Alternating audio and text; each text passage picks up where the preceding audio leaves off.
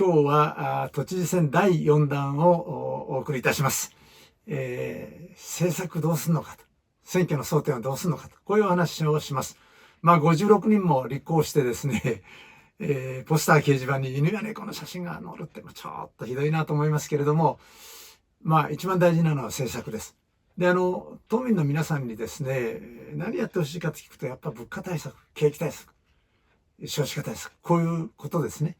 ただやっぱり景気っていうのは基本的に、国、岸田内閣をやる話で、東京は限られてます。しかし東京はですね、16兆5000億円という予算規模を持ってます。もうこれ、スウェーデン並みの国家で言うとですよ、スウェーデン並みの規模なんですね。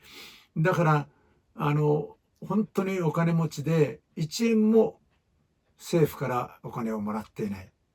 お金もらってないっていうのは、地方交付税、交付金っていうのは中央政府が地方にばらまくんですけど、それ1円ももらわないで済むぐらい金持ちなのが東京なんです。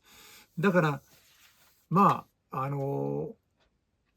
かりやすい言葉で言うと、どんなに能力のない方が都知事になっても、目の前に山ほど金ありますから、ばらまき政策をやる分には誰でもできるっていうことなんです。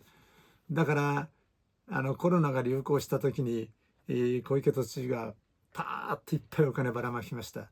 あれはもう東京だからできるんですけど、やっぱその前にきちんと審査をやるとかいう、そういう何人分いくらかっていうことをやらないといけないんですね。で、東京都について言うとですね、なぜ金持ちなのか。それは大企業の本社が東京にあるからなんです。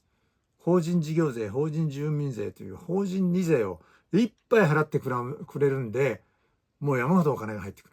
ただこれ景気がいい時の話であって、景気悪くなると法人税収入ゼロになりますから、私はジェットコースターって言ってるんですけど、ガーッとお金儲けて不況になったらバッとこう減るということなんで、頂上にあってお金をいっぱい稼いでる時にそれを蓄えて貯蓄しとかないといけないんですね。で、これをですね、私はですね、9500億円ぐらい一生懸命貯蓄したんです。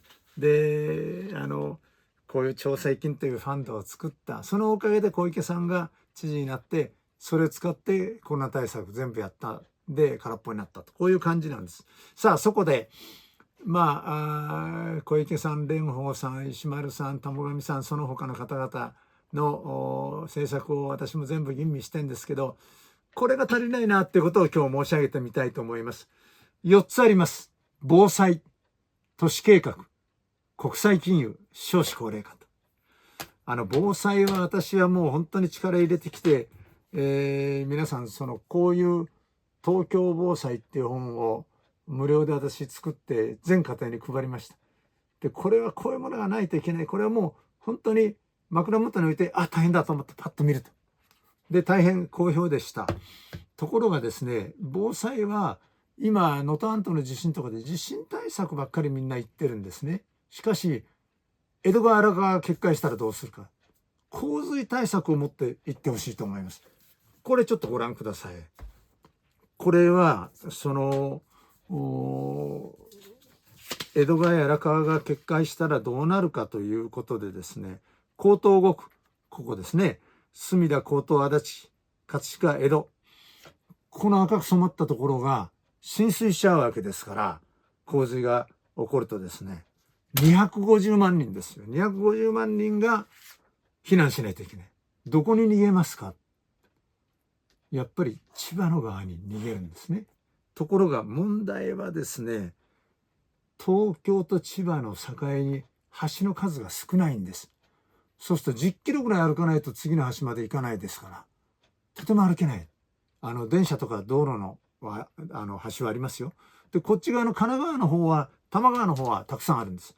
だから例えばこういう橋を作ることを含めて、洪水対策をもっとしっかりやってほしいなというふうに思います。もうこれだけの地域が浸水されるんです。本当に大変な状況になると思います。それから次はですね、都市計画。都市計画っていうのは、東京を常に輝かせないといけない。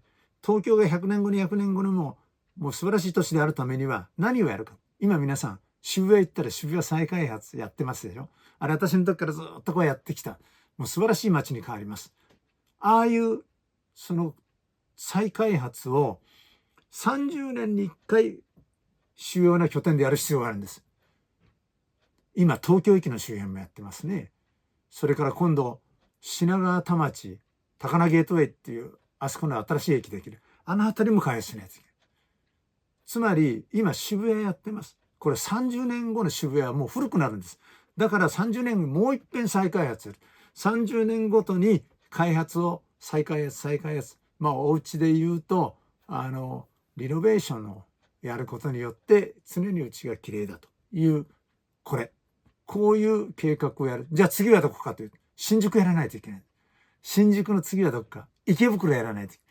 これが手がついてね。役人任せじゃダメです。やっぱ知事がきちんと旗を振るべきですね。やっぱ都市計画っていう発想のない方が知事になっちゃダメです。後藤新平さんって戦前踊られた関東大震災の時にもうめちゃくちゃに壊れた東京を復興した昭和通りとか靖国通りとか明治通りとか大きな道はあの時に作ってくれたから助かってんですね。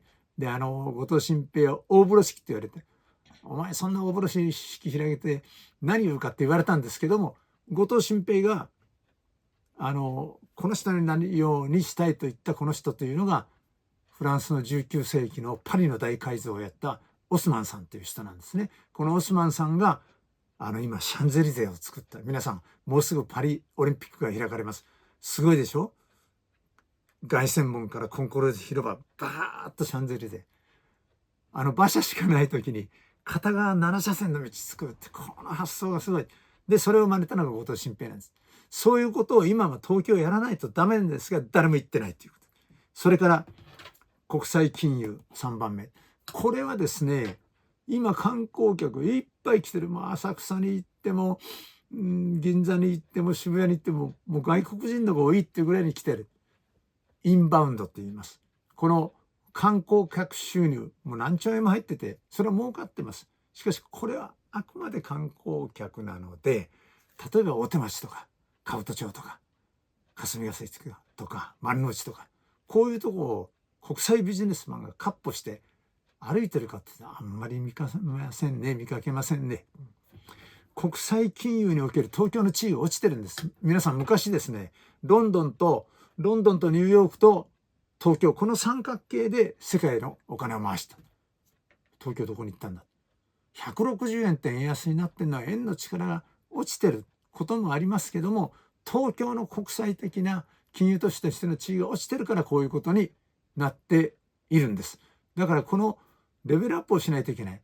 そしてもうどこ行ってもあなたはいや僕は国際金融マンで東京金儲けできるからこうしてきてます。そういう人が山ほどいるという東京にしないといけない。そうすると何が実は問題かというとですねアジアの他の町シンガポールとか香港とかこういうのに比べて英語が通じないんですよ。今もう上海にも負けそうになってる。で上海英語通じますから。だから東京はもう少し英語が通じないといけないし私の時にやったのはいちいち日本語で会社設立の文章を書かなくて全部英語で書いてよろしい。